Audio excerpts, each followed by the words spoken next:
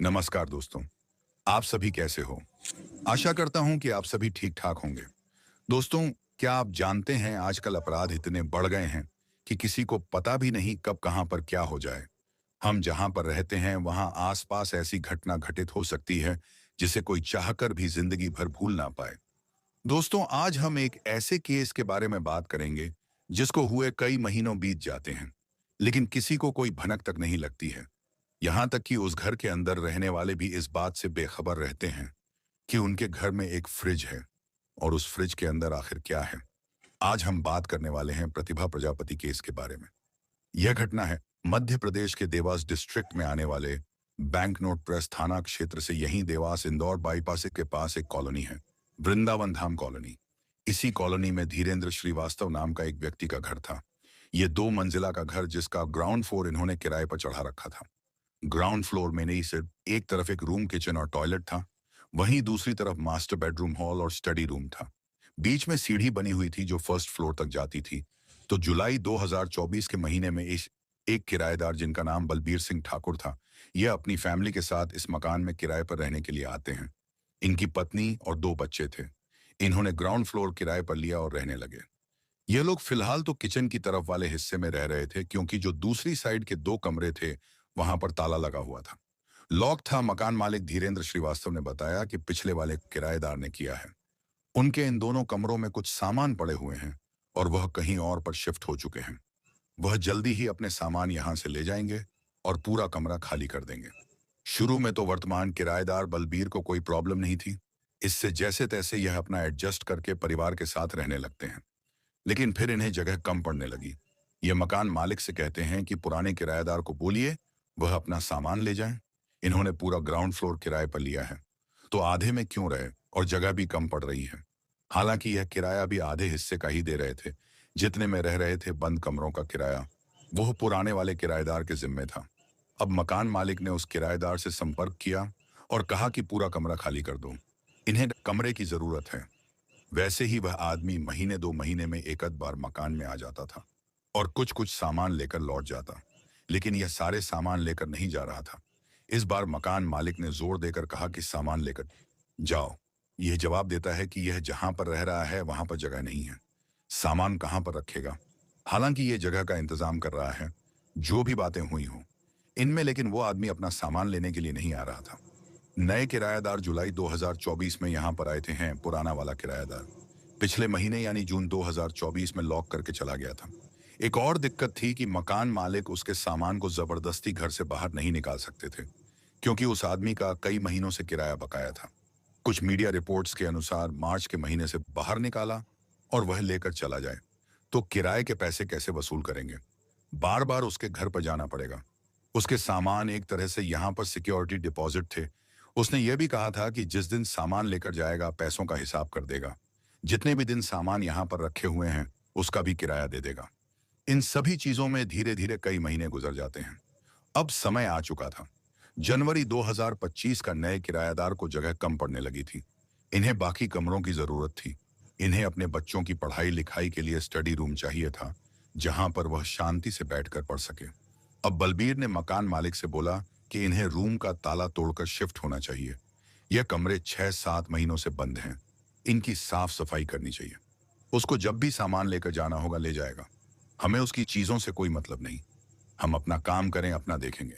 मकान मालिक भी इससे परेशान हो चुके थे। इन्होंने ताला तोड़कर साफ सफाई करने और रहने की इजाजत दे दी। इसके बाद 8 जनवरी 2025 की रात 8:30 पर बलबीर ने बंद कमरों का ताला तोड़ दिया। सीढ़ी के नीचे जो रूम का दरवाजा था उसमें बलबीर जब प्रवेश करते हैं तो सामने देखते हैं कि एक फ्रिज है जो सफेद कपड़े से लपेट कर पैक करके रखा हुआ है। इसके आसपास और भी छोटे मोटे सामान थे, जैसे बर्तन रखने का स्टैंड, कुछ बिस्तर वगैरह भी पड़े थे। जब वे पास से उसको देखने के लिए गए तो समझ में आया कि यह फ्रिज चालू अवस्था में है, ऑन है, इसका प्लग सॉकेट में लगा हुआ था। इसको देखकर बलबीर ने सोचा कि वो आदमी कितना लापरवाह है। इतने महीनों से फ्रिज चालू पड़ा हुआ है। यह कई दिनों से बिजली के बिल को लेकर भी परेशान थे। बिल काफी ज्यादा आ रहा था, जबकि ये लोग तो उतने बिजली का सामान भी इस्तेमाल नहीं करते थे। अब जाकर समझ में आया कि इस फ्रिज की वजह से ही बिल ज्यादा आ रहा था। इतने महीनों से 24 घंटे यह चालू था। अब बलबीर ने फ्रिज को ऑन ऑफ कर दिया। ये उसको खोलकर अंदर देखने के बारे में नहीं सोचते हैं। किसी और का सामान है। हैं इन्हें क्या मतलब। अब एक बड़ा काम हो गया। कमरों के ताले टूट गए। अब बस साफ सफाई करवाकर शिफ्ट होना था। इस ताले टूटने की घटना के बारे में पुराने किराएदार को नहीं पता था। मकान मालिक ने सोचा कि उसको बता देना चाहिए। इन्होंने कई बार उससे कांटेक्ट करने की कोशिश की, लेकिन वह संपर्क में नहीं आ रहा था। बलबीर कमरे खोलने के बाद, फ्रिज बंद करने के बाद सोने चले जाते हैं। अब अगले दिन 9 जनवरी को कमरों की साफ सफाई शुरू होती है। कुछ लोग मिलकर साफ सफाई कर रहे थे। जब यह लोग फ्रिज वाले रूम में गए तो वह कुछ अजीब सी दुर्गंध महसूस होने लगी। हो सकता है कि चूंकि यह कमरा इतने दिनों से बंद था, कोई छिपकली हो, चूहे पड़े होंगे। बलवीर ने यहाँ पर अच्छे से साफ सफाई कराया, पर इसके बावजूद भी वह बदबू कमरे से निकली नहीं, बल्कि बढ़ती ही जा रही थी। 10 जनवरी होते होते बदबू काफी ज्यादा हो चुकी थी, असहनीय हो गई थी। पड़ोसियों के घर तक जाने लगी थी। वह भी परेशान होने लगे। बलबीर जाने समझने का प्रयास करते हैं कि बदबू कहां से आ रही है। थोड़ा इधर उधर देखने पर इन्हें एहसास हो जाता है कि वह बदबू उस फ्रिज से आ रही है जिसको परसों रात में ऑन ऑफ किया था। अभी भी वो कपड़ों में पैक था। इन्होंने खोलकर चेक नहीं किया। साफ सफाई के वक्त भी उससे छेड़छाड़ नहीं किया गया था। बदबू से परेशान होकर आस पड़ोस के लोग भी पूछने के लिए आते हैं कि कहां से बदबू आ रही है। जब लगा कि इसकी वजह फ्रिज है, तो सबके दिमाग में अलग अलग ख्याल आने लगे। क्योंकि यह लोग भी न्यूज वगैरह देखा करते थे, तो उन्हें भी ऐसी खबरों के बारे में पता था जिसमें किसी वारदात में फ्रिज का इस्तेमाल किया गया हो, कुछ संदिग्ध चीज उसमें रखी गई हो। अब यह हुआ कि लोग इसे खुद नहीं खोलेंगे, बल्कि पुलिस को बुलाना चाहिए, वही चेक करें। अब बलबीर ने पुलिस को इस चीज के बारे में सूचना दी कि घर के फ्रिज से बदबू आ रही है। कॉल पर ऑफिसर भी समझ जाते हैं कि मामला गड़बड़ है। बीएनपी थाने के पुलिस ऑफिसर्स कुछ मिनटों में घर पर पहुंच जाते हैं। सबके सामने फ्रिज को खोला गया। फ्रिज के अंदर के सभी ट्रे वगैरह बाहर रखे हुए थे। जब दरवाजा खुला तो जिस बात का डर था वही यहाँ पर होता है। अंदर एक महिला बैठी हुई थी जो जीवित अवस्था में नहीं थी। इन्हें देखकर समझ में आया कि कई महीनों से यहाँ पर होंगी, क्योंकि शव डिकम्पोज हो रहा था। यह तो साफ हो गया कि यह कत्ल का मामला है। किसी ने कांड करके फ्रिज में छिपाकर चला गया। बलवीर को समझ आया कि शायद इसीलिए फ्रिज ओवन था। जब पहली बार देखा ताकि शव डिकम्पोज ना हो। फ्रिज की सारी सेटिंग भी हाई कूलिंग पर थी। महिला ने कपड़े गहने सब कुछ पहन रखे थे। इसका मतलब कि घटना को अंजाम देने वाले ने कोई भी चोरी नहीं की थी। महिला ने सोने के गहने पहन रखे थे। यहाँ पर फोरेंसिक टीम को बुलाया जाता है।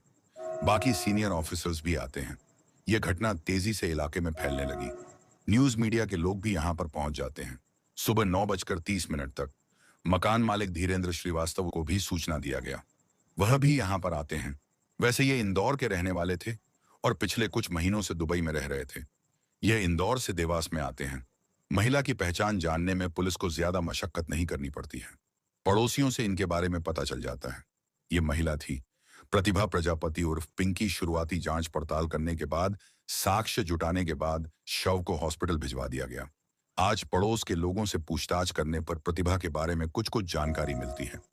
पड़ोसियों के अनुसार प्रतिभा यहाँ पर अपने पति के साथ रहा करती थी।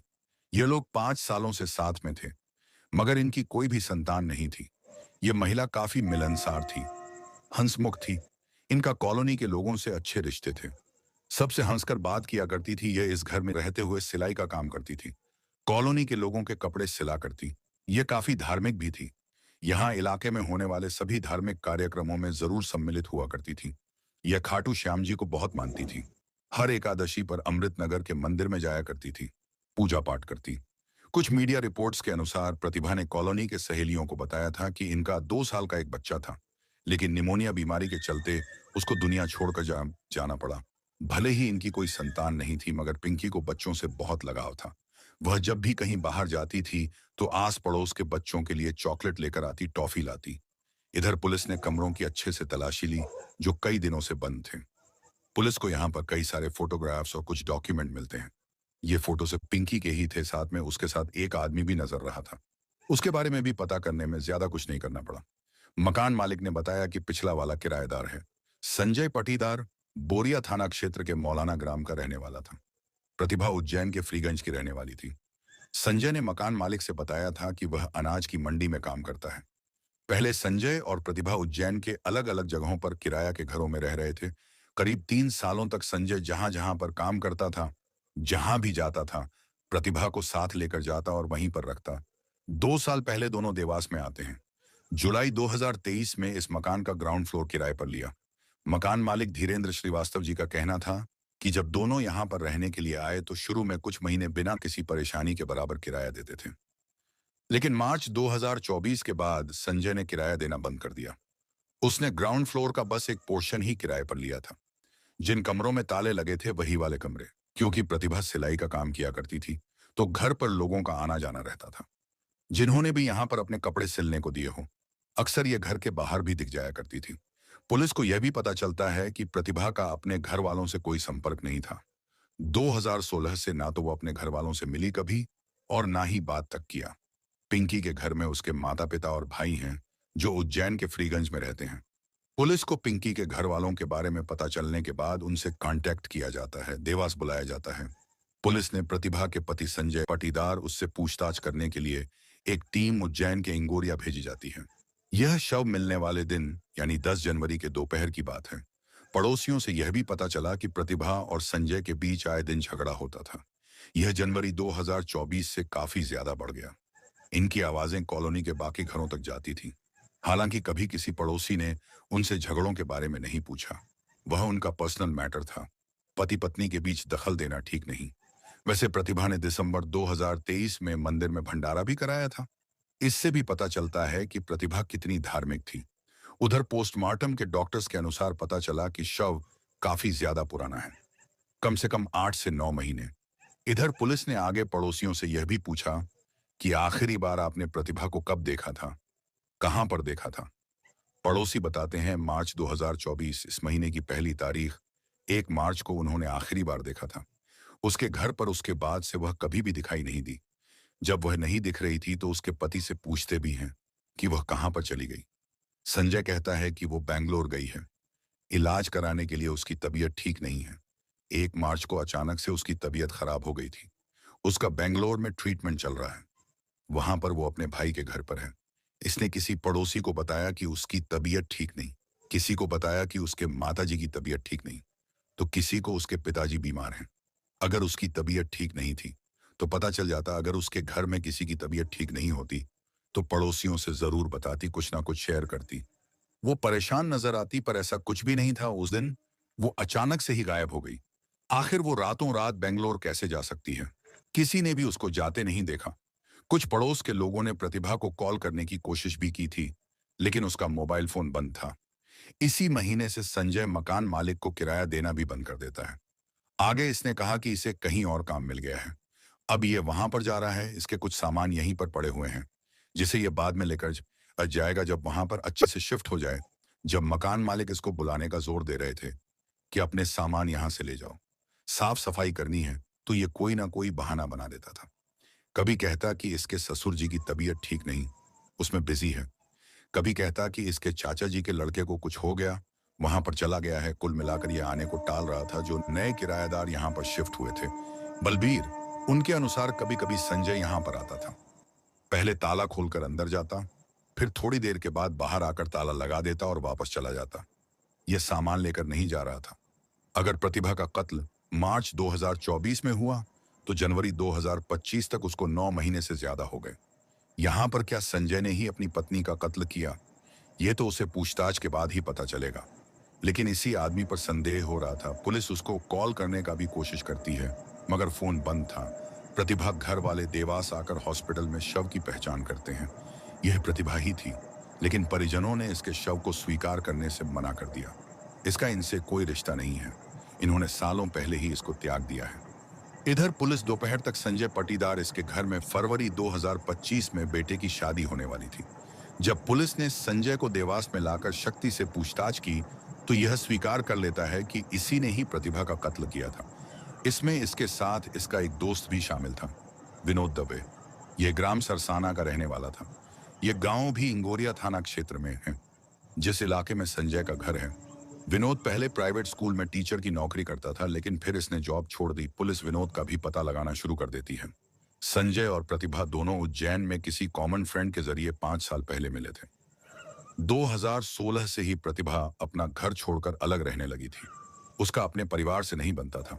पहले तो परिवार ने इसको खूब ढूंढने की कोशिश की, लेकिन कुछ महीनों की तलाश करने के बाद छोड़ देते हैं। इधर दोनों जान पहचान होने के बाद मिलने लगे। नंबर एक्सचेंज हुआ, बातें शुरू हो गईं। संजय तो ऑलरेडी मैरिड था, इसके बावजूद भी यह प्रतिभा से प्यार करने लगता है। दोनों ही एक दूसरे से प्यार करने लगे। इन्होंने शादी नहीं की थी, यह लिव इन में रह रहे थे। जैसा मैंने आपको पहले बताया कि 3 साल तक ये उज्जैन में किराया के कमरों में रहे, फिर देवास आ गए। लेकिन ये लोग जहां पर भी रहते थे वहां पर सबको बताते कि ये पति पत्नी हैं। इसी वजह से ही इन्हें आसानी से कमरा मिल जाता था।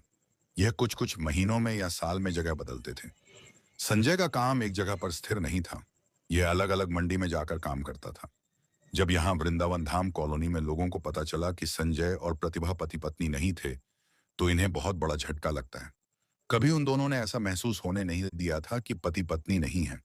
प्रतिभा एक पत्नी की तरह श्रृंगार करती थी, वो मैरिड कपल की तरह ही यहाँ पर रहते थे। संजय ने बताया कि प्रतिभा से पीछा छुड़ाना चाहता था, उसको रास्ते से हटाना चाहता था। ये उससे परेशान हो चुका था, आए दिन उससे झगड़े भी होते थे। इसके बारे में यह अपने दोस्त विनोद से बात करता है, जिसके बाद कत्ल का प्लान बना। अब एक मार्च की रात में विनोद दवे घर पर आता है। यहाँ संजय भी मौजूद था।